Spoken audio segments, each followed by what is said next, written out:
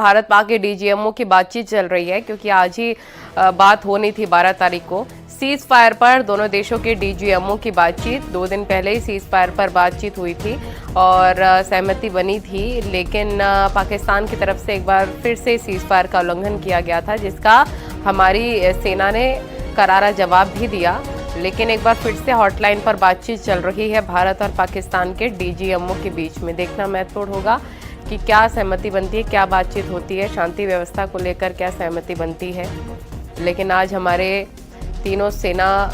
की साझा press conference हुई, उसमें ये बताया गया कि कैसे पाकिस्तान को ये सबूतों के साथ दिखाया गया कि कैसे मुंहतोड़ जवाब दिया गया, इधर थ्रू एयर और या फिर एयरफोर्स की अगर बात करें या जल थव न, पूरी तरीके से मुंहतोड़ जवाबी कार्रवाई की गई है। विनीत हमारे सहयोगी फोन लाइन पर जुड़ गया। विनीत, बताया जा रहा है कि दोनों देशों के डीजीएमओ बातचीत कर रहे हैं, आज ही बातचीत होनी थी, क्या सहमति बनी है, क्या अभी भी बातचीत चल रही है?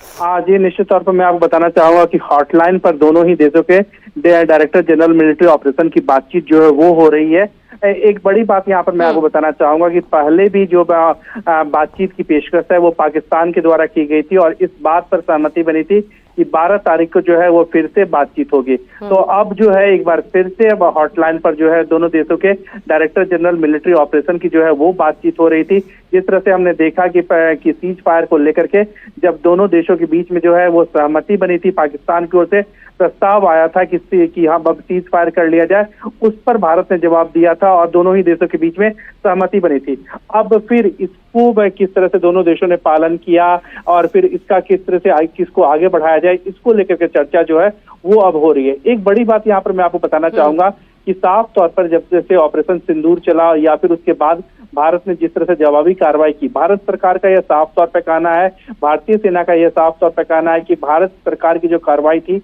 या फिर सेना की जो कार्रवाई थी, ऑपरेशन सिंदूर जो था वह किसी देश के खिलाफ नहीं था, किसी देश की सेना के खिलाफ नहीं था, बल्कि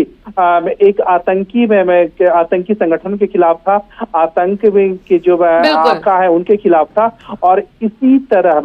जब लेकिन मैं भारतीय सेना में जब प्रेस कॉन्फ्रेंस किया उन्होंने साफ तौर पर कहा यह बड़ा दुर्भाग्यपूर्ण है कि पाकिस्तान इसे अपने खिलाफ कार्रवाई मान रहा था और आतंकियों के साथ पाकिस्तान हो गया और पाकिस्तान की ओर से कार्रवाई की गई। भारत सरकार की ओर से जो या फिर भारतीय सेना की ओर से जो कार्रवाई की गई वह जवाबी कार्रवाई थी और उसके बाद पाकिस्तान की ओर से ही सीज फायर का जो है वो प्रस्ताव रखा गया। हॉटलाइन पर डीजीएमओ स्तर पर पहले संदेश भेजा गया, फिर दोनों देशों के डीजीएमओ की बातचीत हुई और एक सहमति बन गई। अब क्या सहमति जो है वो समझौते के स्तर पर जाएगा, यह देखना काफी महत्वपूर्ण हो जाता है और इसी को लेकर के अभी दोनों देशों के डीजीएमओ के बीच में जो है वो बातचीत जो है मैं आपके पास लौटूंगी विनीत। हमारे सहयोगी अनुपम मिश्रा भी न्यूज